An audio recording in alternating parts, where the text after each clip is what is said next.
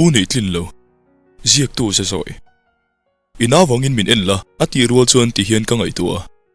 u naw zinga pang berkan i wangin voi tam naw nei ko to thin khania tun huni ka nu shin lo naw ka nei theina hun rem chang tak tur ani ni ro se iduang chuan kana wangin ken to don che nia ti aya ka lowin ngai tuange tin ka chang ta zoka ani chuan rang fe mai hian ina wanga min en nan in ngai tu kheranga yem ni a han ti vata ngai ve ti chu ka thana tong kan nung berani no pang dam lo na ben von vei ka ni lo boka a har wang te zinga ma a har ber pol ka ni thin voi tam ka dai tluin ka dai bo fowa zilfin thei lo vuak har ngai tia min soi tu matam voi tam ka tol thua kai thong hak man lovin ka tluk le na tur lam pan nal ngam khopa hlei ka ni ti sa mai ni lo ril ru alo thang lena sing nun sing kong ka zo kong apo voi doi lo kana ve to thin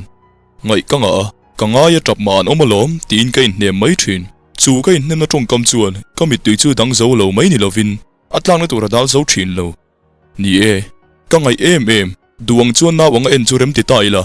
voi tam ka tra phangem tin ka in zo ta ni naw nei lo va selian ka ni a ka u te hian min ngai lo nge voi te khat ma min ngai wangin ka tual leng lai min kwa ni kala tong lo ani kha ka naw ani chuan ka kwa tak ngil po rem to don lo tin em ni thil pe ka pek don po in toy sile sweet bak aling to om si lova kalzir lai ka ni khan voi tam ka tlua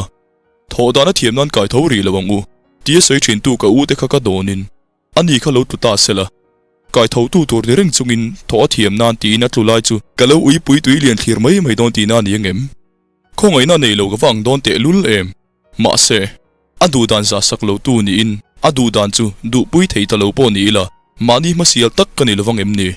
ngin na hote angalang ho si lo chu ni ve chiange naw te kinga hun tam mang pe lo u ni chu ka du don chei si lova voi tam kham tik nei lova ka lo photo le ka thak le zia voi duai lo zana da tha ka lo ti lan to na tu shiat puya ka nei lan ni lo ma se ka lo in lak ta nei ve em thin khan tu na ka naw ni du ta ka che thin dan te ala ka ril rupun mang zep tel ho lova ka lo ti lan thin to te kha tu na tang chuan ka ti lan rem le ngai to don lo voi tam bel bula ka tram don ti na ni tak mela ava phurum lovin ava han zoom om lo te lul em rol thar mai ka ni lai khan ka chai tu ra ruat le rol ten min chai fiam fowa le na chang shema salo ta na chu tlang wali ni to min ti ni thleng khan zeitik ka tong lo ni kha nima sela ka thiamang to ka voi tam om tlei ka lo tum thin ka chai lai di tia kam thiam aten an kop lai an lo soi thin ang mai ka di ve te khan om tak meu ngai naw anga oma